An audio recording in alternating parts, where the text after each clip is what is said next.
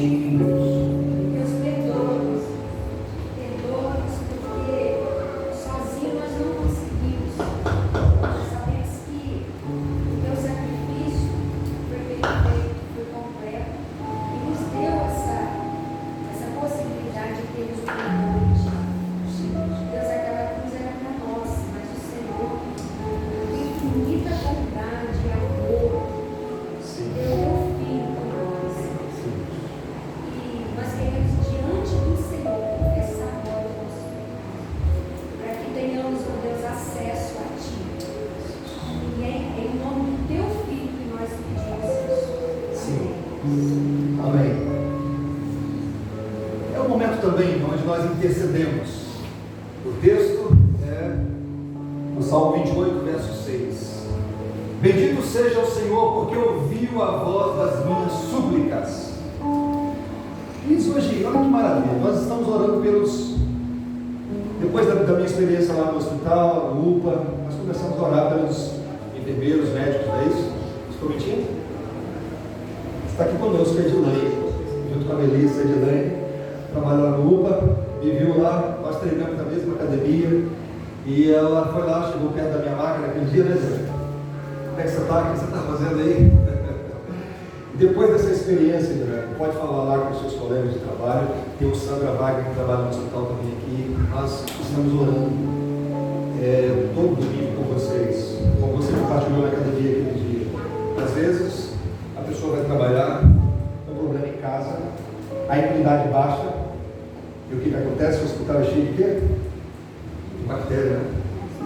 Imagina isso. No domingo passado eu falei que às vezes você vai, o enfermeiro, o médico, tem que ir curar a ferida de alguém sangrando. Tem que estar com a cabeça boa para, às vezes, tirar um sangue, aplicar uma injeção, algo assim. Como, meus irmãos, essa experiência no hospital mexeu comigo nesse sentido de pedir a Deus, Deus tem misericórdia. Porque quem está lá internado também carece muito. Mas não somente quem está ali tomando os medicamentos, mas as pessoas que estão cuidando de nós. Então nós estamos orando pelo Hospital São Adalei, pelo grupo, pelos enfermeiros da nossa cidade, os médicos. Talvez eu acho que foi preciso passar por essa experiência para me atentar para isso. Confesso que eu não orava antes. Vocês lembravam, assim, se alguém pedia. Mas agora eu passei a orar todo domingo aqui com a igreja, com vocês, para Deus abençoar a família de vocês, sustentar vocês, o psicológico de vocês. Eu vejo que é um grande desafio. Deus usa vocês de maneira muito especial, médicos, enfermeiros, todas as pessoas que estão lá.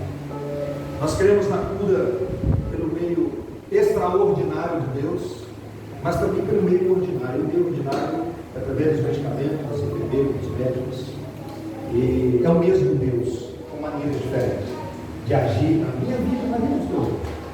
Vamos orar então, vamos interceder, gente. Vamos aproveitar esse momento. Coloque diante do Senhor também o seu pedido. Quem sabe você chegou aqui também sangrando, sofrendo, com uma luta muito grande, coração acelerado ao meu. É isso?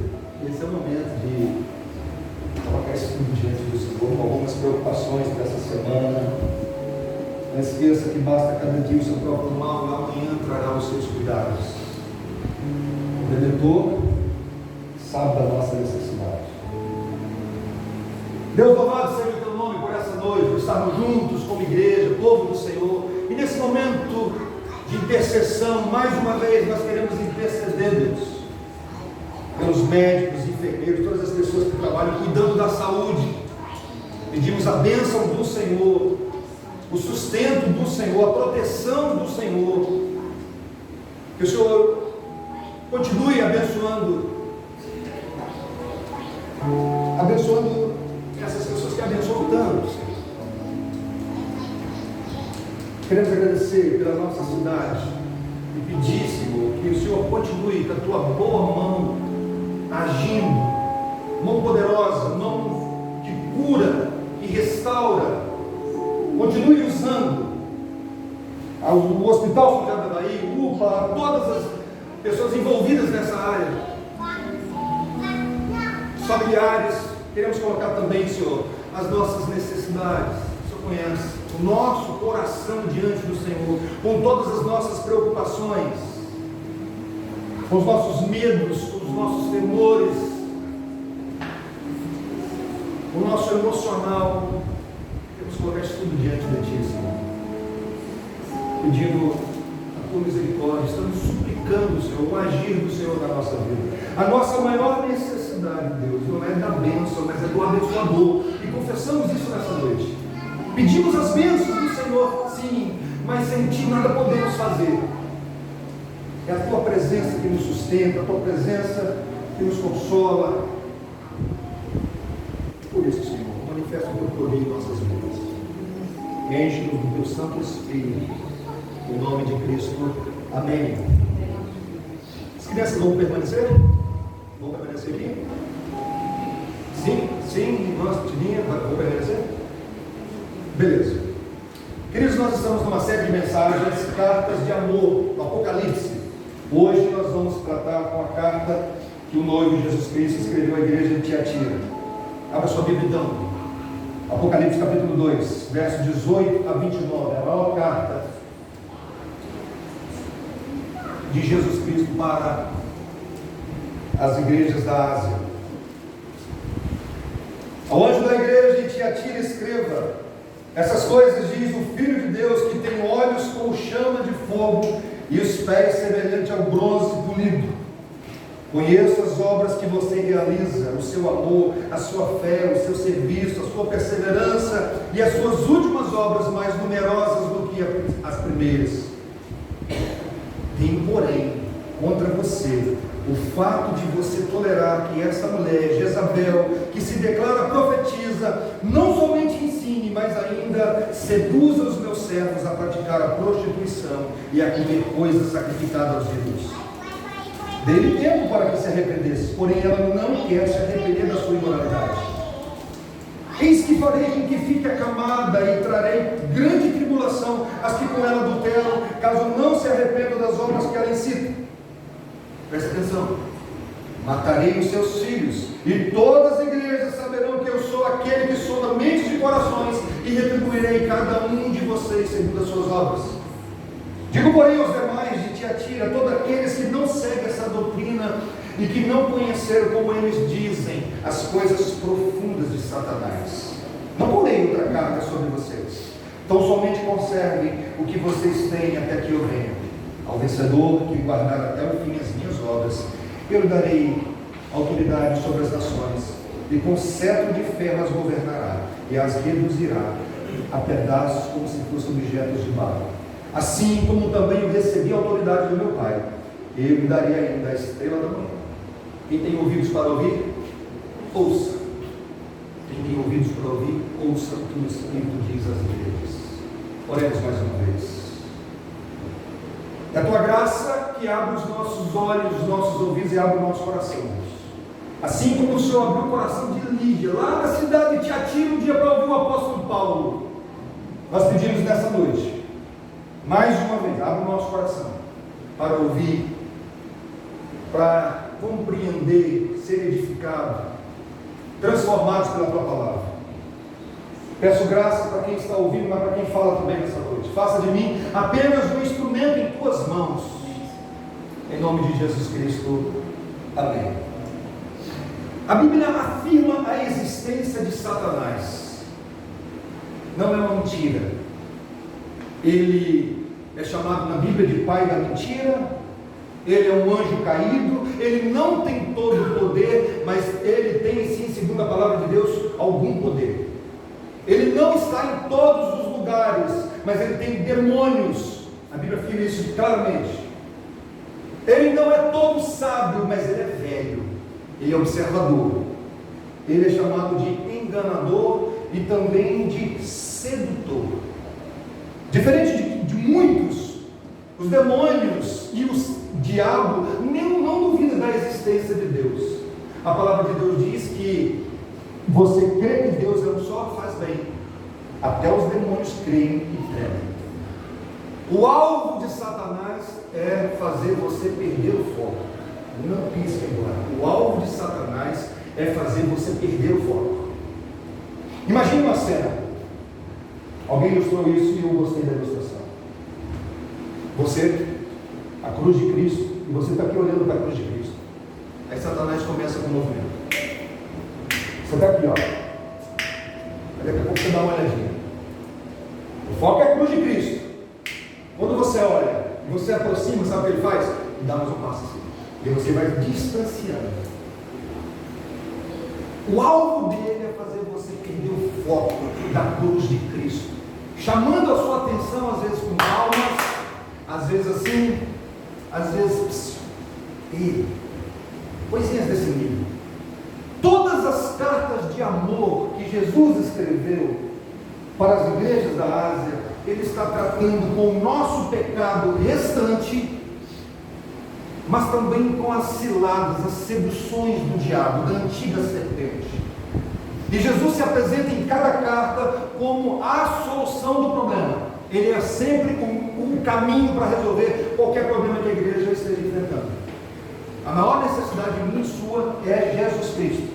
E geralmente quando as igrejas estão enfrentando alguma dificuldade, as pessoas procuram estratégias novas, procuram especialistas.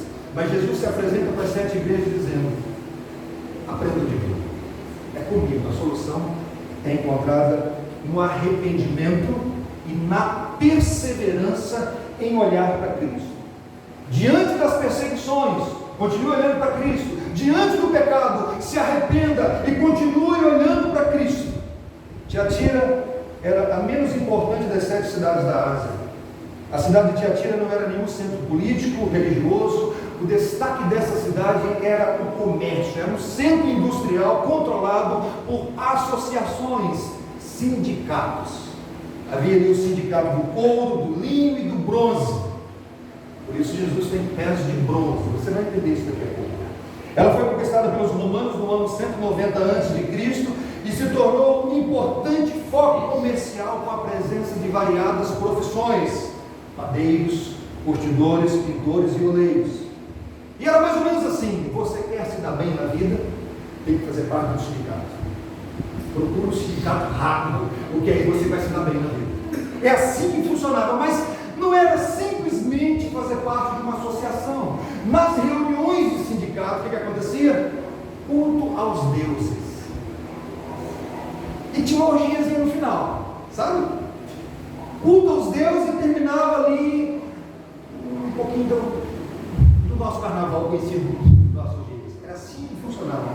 E os membros da associação eram obrigados a assistir às festas, em honra aos deuses, comer carnes sacrificadas aos ídolos e participar das orgias. Quando você não participava, você era convidado a sair da associação. Tem que participar de tudo, ou compra o pacote inteiro ou não. Você era convidado. E qual o resultado? Dificuldade financeira. Você tem o seu comércio de couro, você não entra na associação, todo mundo fala: o Roberto não faz parte, ninguém compra dele. Já pensou nessa situação? É isso que eles estavam vivendo. E prestar culto ali tem a ver com imoralidade. Você não quer sair mal na foto, na verdade? Então você tem que estar ali na nata da sociedade. Você é cristão, domingo você está na igreja, beleza, que coisa boa, seguindo a Jesus Cristo. Mas na reunião de quarta-feira, você está lá no sindicato, acabou de resolver ali as porcentagens, como é que fica, como é que está a situação. Agora tem um ponto aqui, depois termina naquela orgia. O comércio da época estava sob a tutela dos guildas, que eram os sindicatos adoradores dos deuses Artemis e Apolo. Apolo é filho de Zeus. Não é à toa que Jesus se apresenta aqui como filho de Deus. E ele era adorado. Considerando que o trabalho contava com a bênção dos deuses, somente os trabalhadores que a eles fossem devotos teriam chance de prosperar. Você não falar naquela ideia assim de oferenda aos deuses? Isso aqui não é brincadeira não, gente.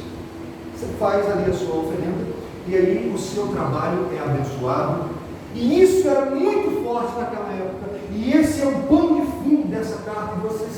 A Elaine já me chamou no domingo e falou assim: eu percebo que você consegue fazer, você está fazendo a conexão, né? Mas essa é a ideia mesmo. João faz essa conexão, Jesus na verdade, da cidade com a igreja. Por isso que você vai encontrar características da cidade e Jesus se respondendo em cima das características. O texto começa da seguinte maneira: ao anjo da igreja em Tiatira escreva: essas coisas diz o Filho de Deus, que tem olhos como de chama de fogo e os pés semelhantes ao bronze polido. O anjo da igreja, não quer dizer que tem um anjo aqui na torre, é o pastor, a liderança, que ele tem a responsabilidade de receber essa carta e ler para a igreja. E aqui Jesus se apresenta como o Filho de Deus. Esse é o único lugar no livro de Apocalipse que Jesus se apresenta como Filho de Deus. Porque, como eu falei, Apolo era adorado em Tiatira como filho de Zeus. E Jesus se apresenta logo para essa igreja dizendo: eu sou o verdadeiro Filho de Deus. Enquanto a cidade adora Filho de Zeus, a igreja, a noiva, está adorando o Filho de Deus. Mas o Jesus que é apresentado para nós em Apocalipse é um pouco diferente, não? Diferente dos evangelhos. Ele deixa de ser aquela ovelha muda que vai para o matadouro, e Apocalipse apresenta para nós a ira do cordeiro.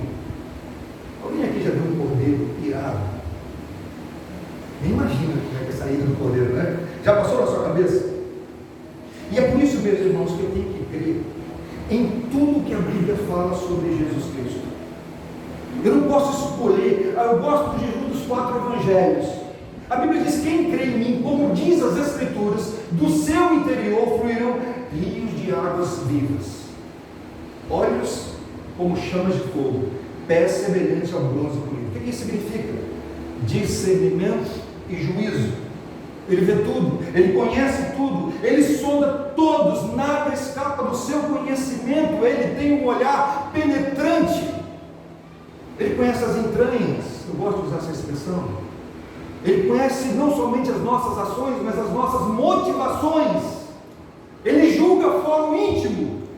O que você está pensando, ele julga, ele conhece. O seu olhar é completo e perfeito. Esses olhos de fogo, graças a Deus, não enxergam apenas os nossos erros, mas também aquilo que nós acertamos pela misericórdia de Deus. Por isso Jesus começa a sua carta elogiando a igreja. Ele vê o que de bom, ele vê aquilo que nós conseguimos, não somente os nossos erros. Os pés de bronze estão ali para esmagar, bronze polido. Demonstra também estabilidade, firmeza, não é algo frágil. O olhar de Cristo ultrapassa qualquer fronteira. Por essa razão, vê todas as igrejas e tem competência infalível de diagnosticar o seu real estado. Nós que somos frágeis, falíveis, vulneráveis, porém os pés de Cristo são o seu fundamento e o alicerce da igreja. Seus olhos não estão caídos em Apocalipse. Os olhos de Cristo não estão inchados de levar soco. Ele levou muito soco. Os olhos de Cristo no Apocalipse, o Cristo glorificado, é olhos como chamas de fogo. Os pés de Cristo em Apocalipse não são aqueles pés furados pelos cravos romanos presos na cruz, mas pés agora de bronze, polido, para esmagar, que significa também juízo. Continua o texto: conheço as obras que você realiza, o seu amor, a sua fé, o seu serviço, a sua perseverança e as suas últimas obras, mais numerosas do que as primeiras. Uau! Que igreja, hein? Fé, esperança, amor, perseverança. Que igreja! Igreja presbiteriana redentor. O que Jesus escreveria para você? Tem fé aí? Tem amor? Tem perseverança? Conheça as tuas obras. O que Jesus diz aqui: eu sou íntimo da igreja. Cristo tem máxima familiaridade com a igreja, e ele não guarda elogios. Amor, fé, serviço, perseverança. Um amor e uma fé que leva a servir. E tem um elogio aqui muito mais especial. As últimas são maiores do que as primeiras. O que Jesus está dizendo para essa igreja é: vocês amadureceram, vocês cresceram na caminhada. Que coisa maravilhosa! Quando alguém cresce na fé, quando alguém deixa de ser menino. Gente, irmãos, eu quero falar uma coisa para vocês. Deus está, essa semana foi a semana que Deus falou assim: vamos deixar esse menino comigo.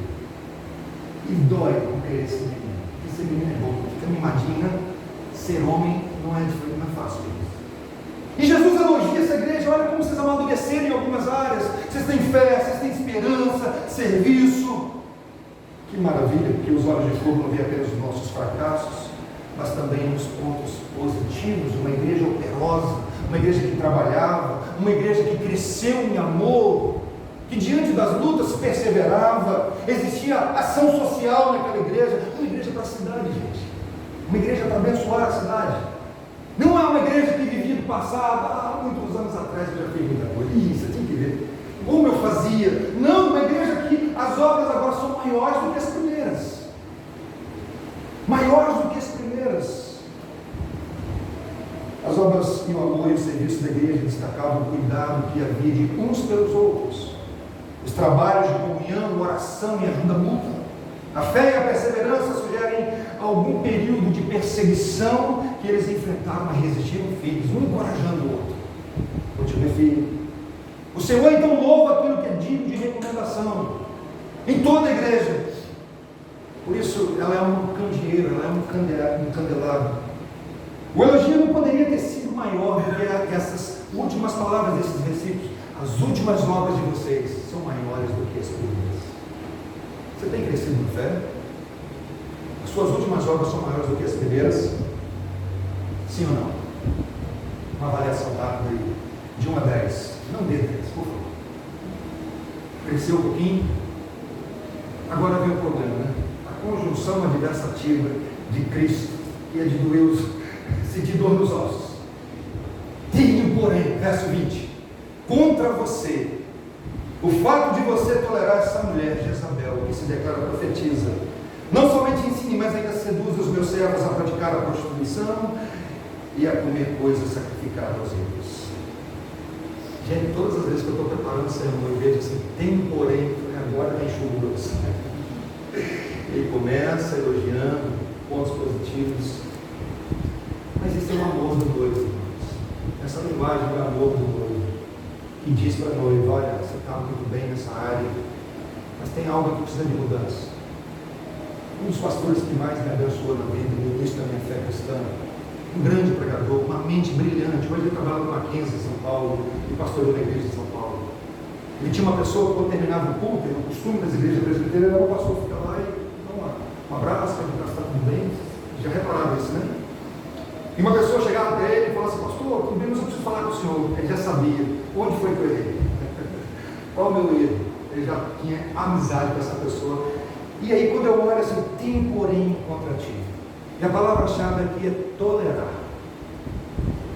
Uma mulher que se considerava profetisa. Seu nome não era Jezabel. Jezabel é um comportamento. Como a linguagem do Apocalipse é uma linguagem figurada em muitos momentos, modificada, João gosta dessa palavra, João. Uma mulher ruim, uma mulher que foi casada com o rei Acabe, uma mulher que introduziu em Israel o culto pagão a Baal e misturou religião com prostituição. Olha o que o texto do Antigo Testamento diz. Nunca houve ninguém igual a Acabe que se vendeu para fazer o que era mal aos olhos do Senhor, porque Jezabel, o que ela fez?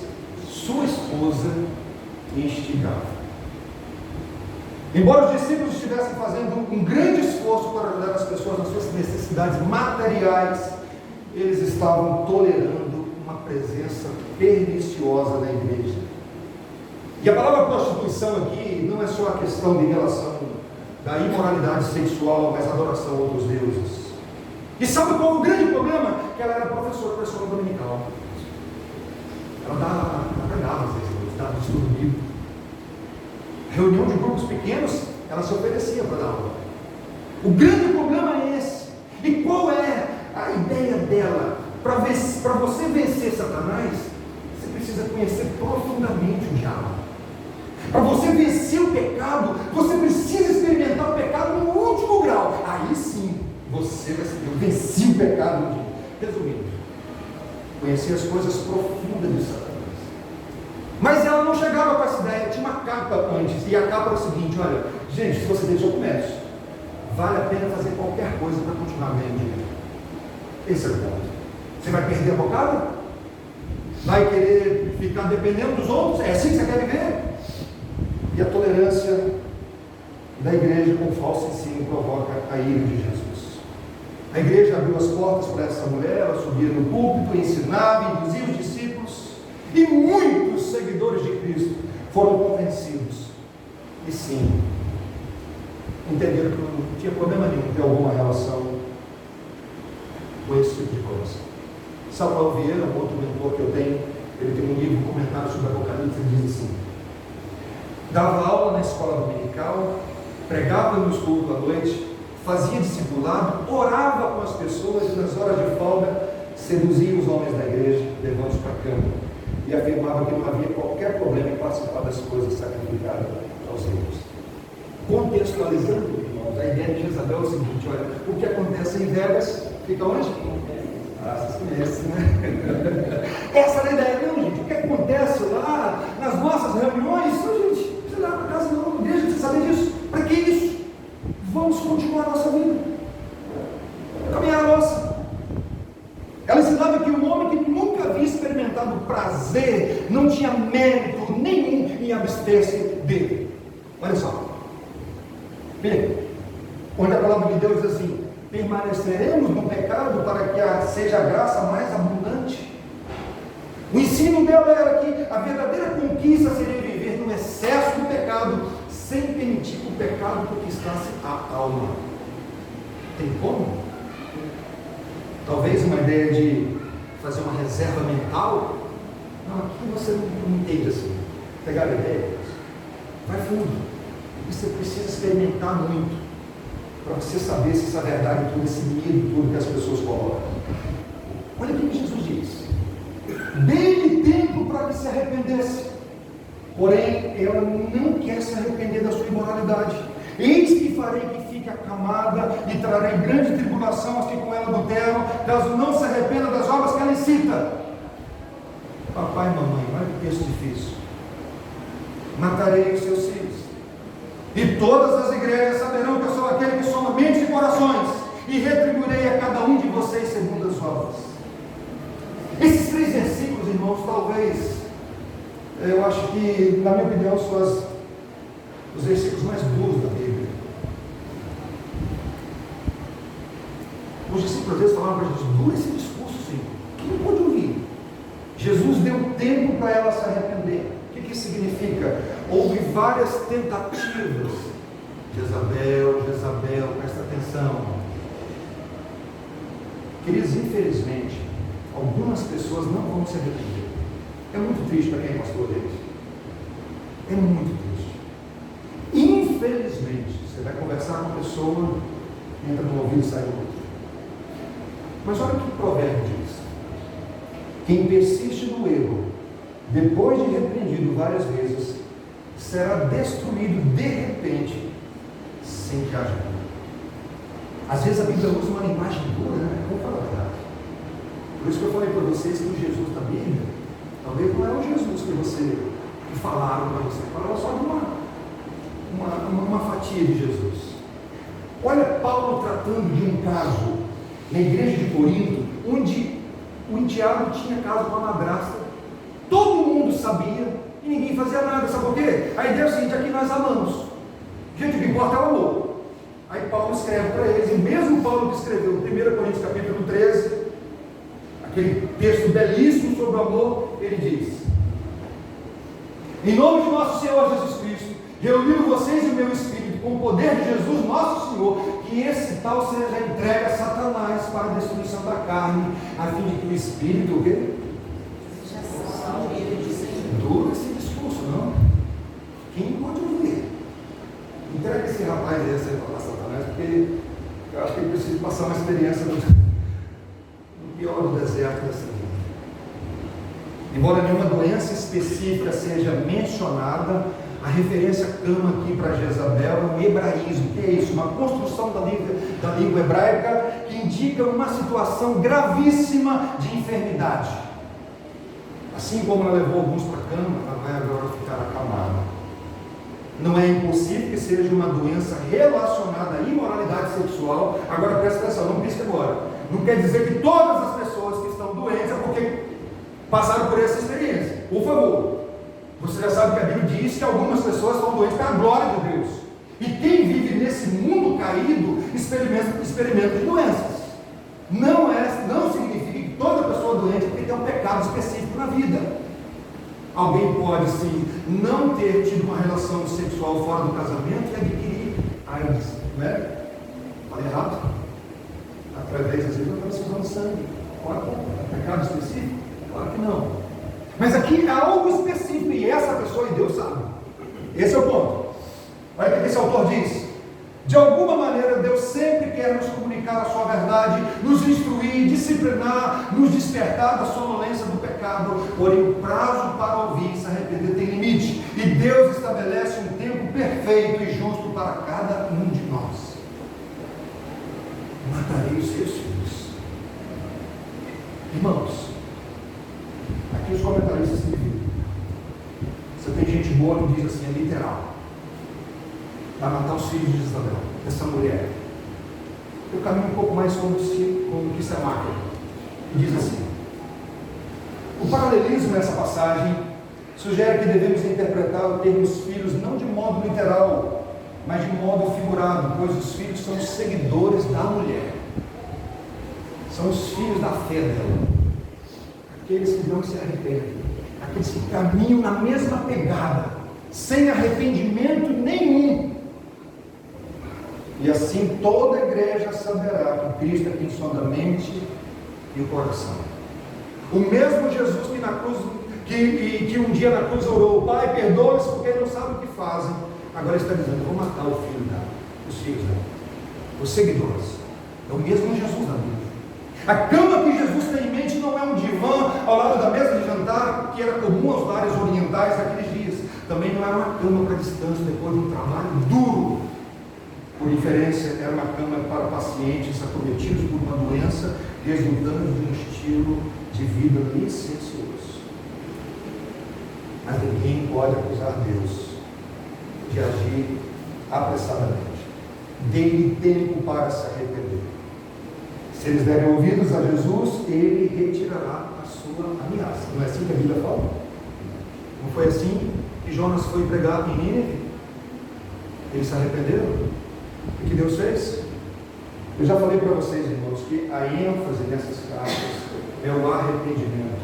Porque o que demonstra um verdadeiro cristão não é uma vida de perfeição, mas alguém que quando erra, reconhece o seu erro, se arrepende e volta a olhar para Cristo novamente, volta a caminhar, ter foco em Cristo. E a Bíblia não quer te dar uma falsa segurança. Presta atenção no que eu estou dizendo. A Bíblia não quer te dar uma falsa segurança. Se você tem segurança sem arrependimento, essa ideia que eu erro, eu não preciso me arrepender de nada, porque eu sou sempre acerto, isso está totalmente equivocado. Tim Chester diz assim: nós somos modelo de crescimento quando as pessoas nos veem lutando contra o pecado e voltando-nos para Deus pela fé. Você luta? Tem luta aí? Só os vivos lutam, sabia? Mortos não. Jesus é aquele que disse: eu vim para que tenham vida e vida em abundância. Mortos não lutam com o pecado. Tratou então com Tiatira e os seus discípulos. Continua o texto bíblico, verso 24 e 25. Digo, porém, aos demais de Tiatira, a todos aqueles que não seguem essa doutrina, que não conheceram, como eles diziam, as coisas profundas de Satanás: não porém outra carga sobre vocês, tão somente conservem o que vocês têm, até que eu venha. Não foi todo mundo que caiu não, gente. Tinha um remanescente ali, tinha gente que não abraçou essa ideia de Jezabel. E Jesus dá uma palavra para eles. Tem um grupo ali que não se interessava em conhecer as coisas profundas de Satanás. E Jesus dá uma palavra de encorajamento. Que palavra é essa? Continuem firmes. Continue olhando para mim. Tão somente conservai o que tens até que eu venha. Eles rejeitaram a doutrina, o estilo de vida de Jezabel e perseveraram, assim como Atos, nas Escrituras, em conhecer o Senhor e querer aprender do Senhor. E aí tem a promessa: até que eu venha, aponta para a volta de Cristo, a segunda volta de Cristo, ou o retorno do Senhor Jesus. A vinda do rei é a melhor notícia. Como modelo para todas as 7 cartas, Jesus concede a promessa àqueles que se mantiverem fiéis. E o que ele diz?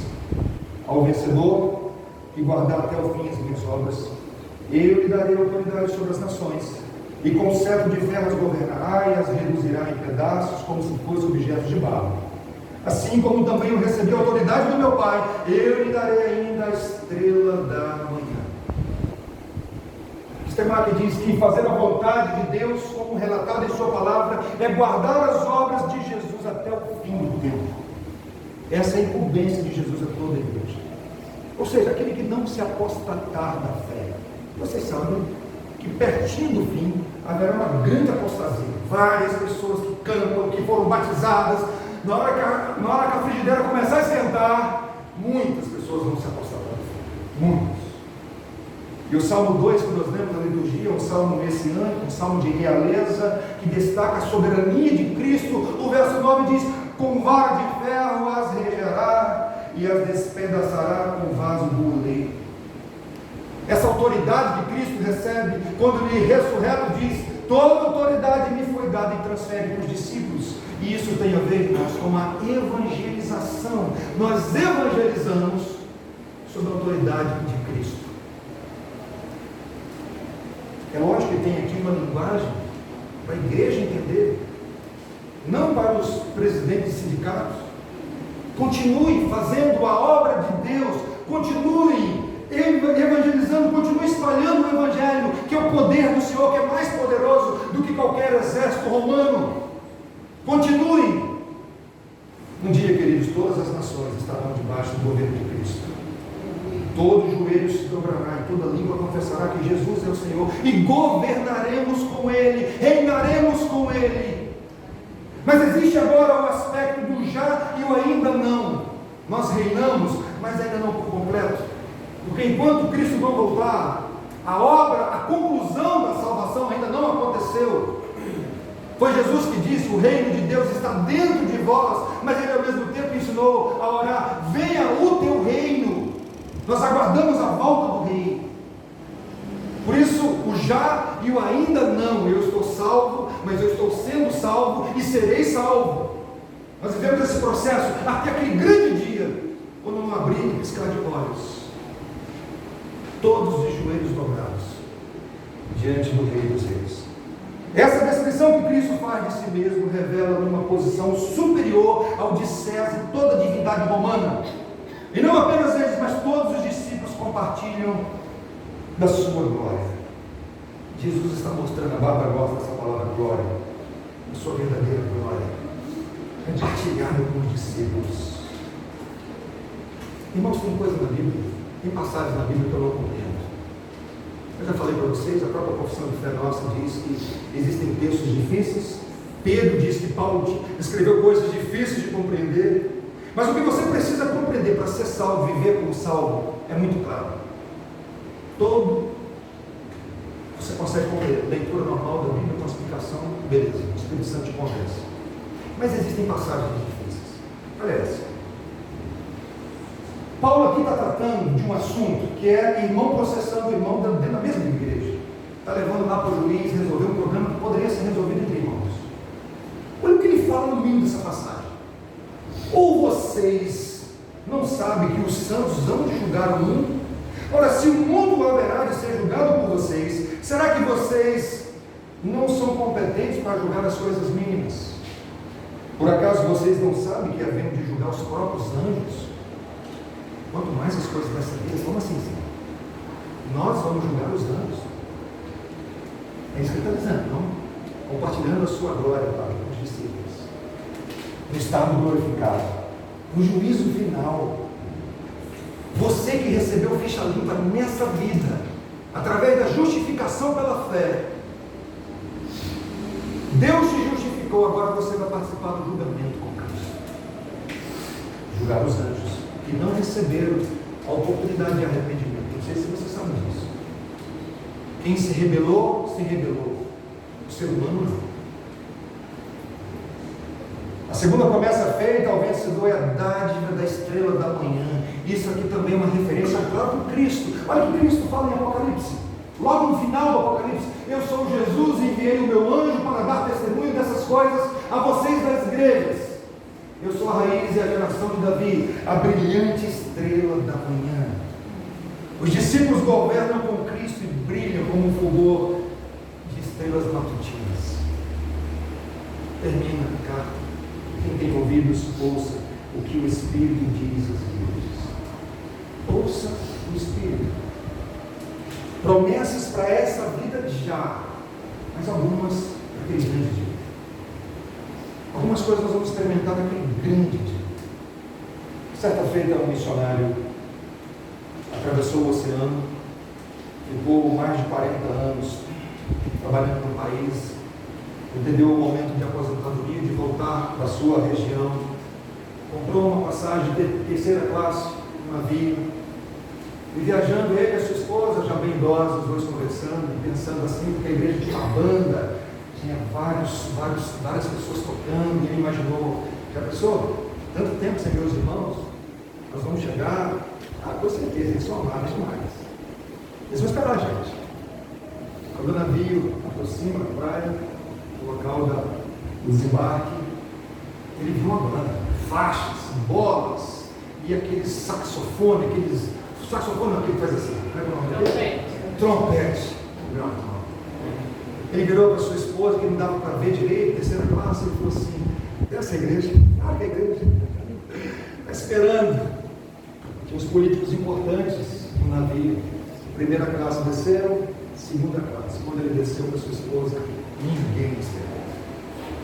Que ninguém na igreja. E ele ficou muito bravo, falou com a esposa, não é possível. O meu povo. Foram para casa, e a esposa começou a limpar aquela casinha antiga. E ele falou assim, vou fazer o seguinte, vou dar uma caminhada, depois eu volto. Ela falou assim, eu vou ficar aqui em oração. E ele volta, assim, triste, abatido. E ela, depois de um tempo de oração, ela abraça aquele homem e diz assim, sabe o que aconteceu? Nós ainda não chegamos na nossa casa. Aqui tem frustração ainda. Mas um dia nós vamos estar nos braços do Pai. Algumas coisas, meus irmãos, nós vamos experimentar lá na glória. Algumas lágrimas, elas serão colhidas por Cristo lá na glória. Lá ele vai oferecer o lenço para você. Talvez aqui nós vamos continuar chorando, meus irmãos. Eu quero fazer algumas aplicações desse texto novamente. Primeiro, você conhece Jesus mesmo? Ou, quem é o Jesus que você conhece?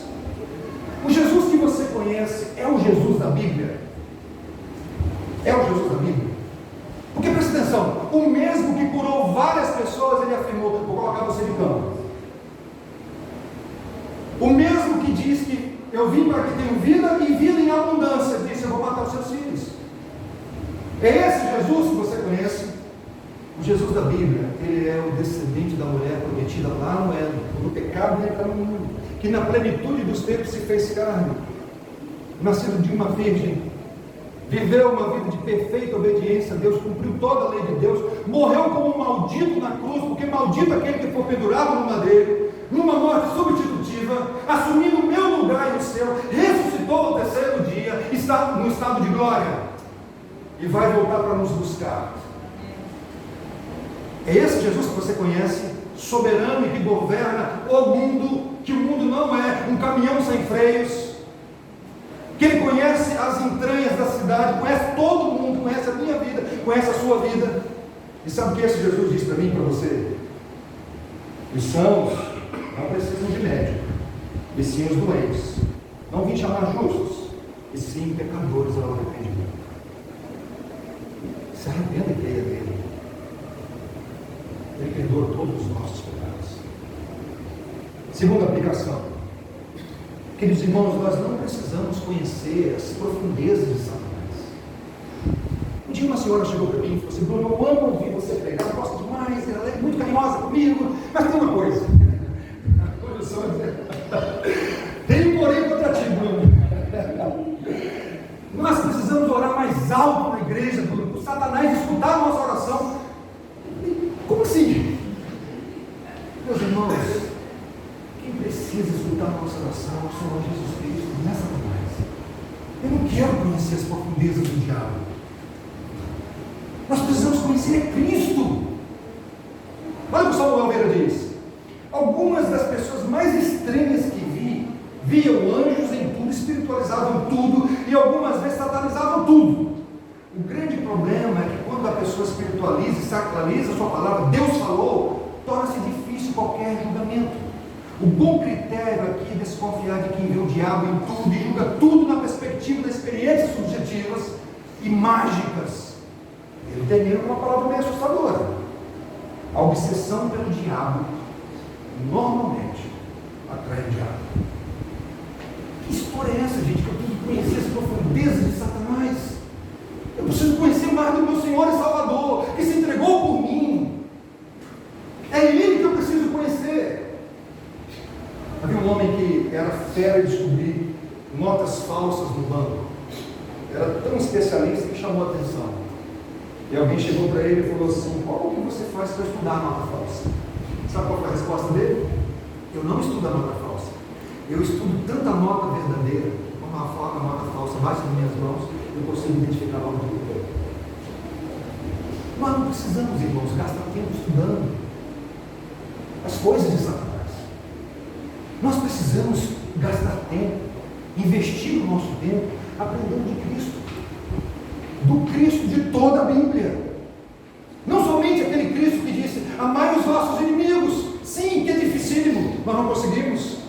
É nessa hora que nós pensamos: eu preciso do Senhor mesmo, porque eu não consigo amar o meu inimigo e não orar por ele.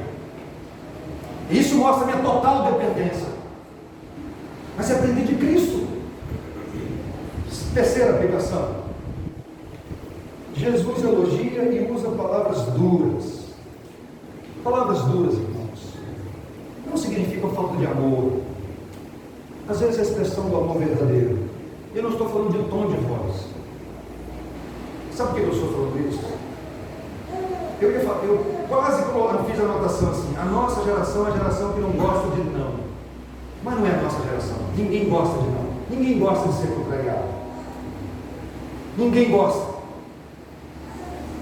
A Dilson me contou de um desenho dos Buffs, azulzinho, né?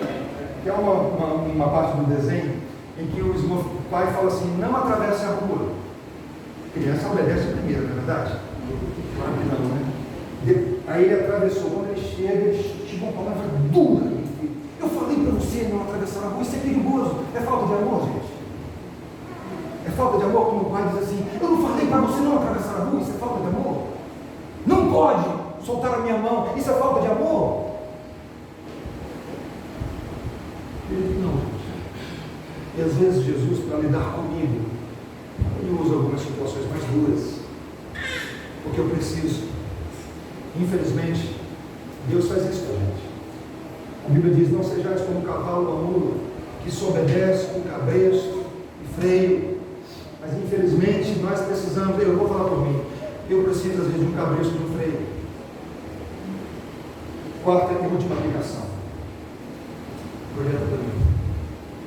Na mesma comunidade havia 3 grupos: os que eram fiéis, os que estavam tolerando o pecado e os que estavam vivendo no pecado. Pois não diz assim: a igreja está bem, está mais ou menos, está mal. Tem gente cheia do Espírito Santo, tem gente mais ou menos aqui, e tem gente no pecado.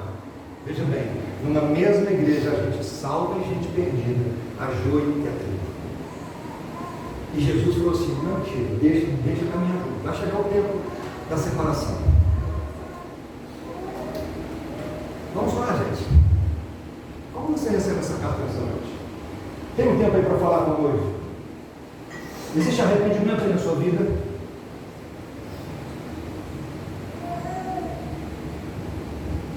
Te consola como Cristo diz assim: continue firme, continue perseverando, não pare,